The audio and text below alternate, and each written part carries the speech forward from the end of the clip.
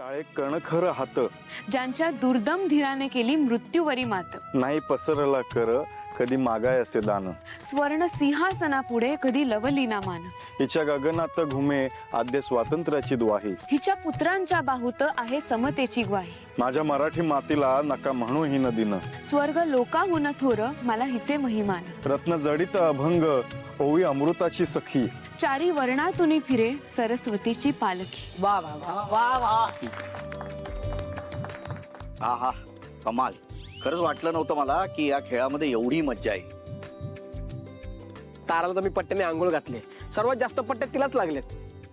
पण खरंच आपण सगळे खेळात इतके रमून गेलो की कोणाला किती पट्ट्या लागले ते कळलंच नाही. हा, पण आई आणि सावलीला एकही पट्टी लागली नाही.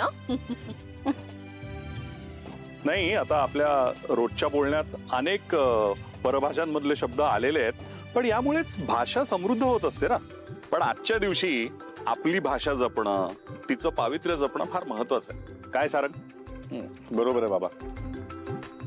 हे सारंग, तुला आठवतंय तुला वक्तृत्व स्पर्धेमध्ये पारितोषिक मिळालं होतं, प्रथम पारितोषिक. वक्तृत्व. हा. तारा, वक्तृत्व म्हणजे काय माहितीये का तुला? दादा दादा तुझं उद्या. हा, जाऊ. I will carry on. दादा लावून घेतो मी स्वतः. तर मुद्दा काय आहे की वक्तृत्व स्पर्धेमध्ये सारंगला पारितोषिक मिळालं होतं आणि माझ्या वर्ग शिक्षिका मला सांगत आलेल्या. बाबा, आठवतं तुम्हाला?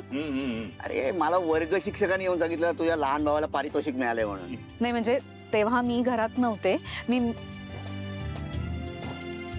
महत्वाच्या कामासाठी बाहेर गेले होते. पण घरी आल्यानंतर बाबांनी मला सगळं सांगितलं. बरं, मग मी काय बोलतोय, आज एक भाषण होऊन जाऊन दे ना. सारंग दादा, एक भाषण, एक. अरे काय होऊन जाऊ दे. अरे कधीच आहे ते, विसरलो मी आता. अरे सारंग, शब्द आठवणार नाहीत पण भावना तर तीच आहे ना.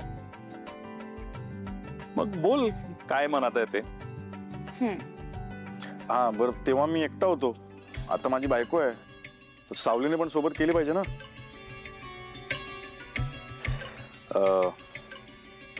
आपण जेव्हा जन्माला येतो, माणूस जेव्हा जन्माला येतो तेव्हा पहिला शब्द तो उच्चारतो, तो शब्द आपल्या मातृभाषेतला असतो. ती मातृभाषा आयुष्यभर आपल्या सोबत असते, आपल्यावर प्रेम करते, आपली काळजी घेते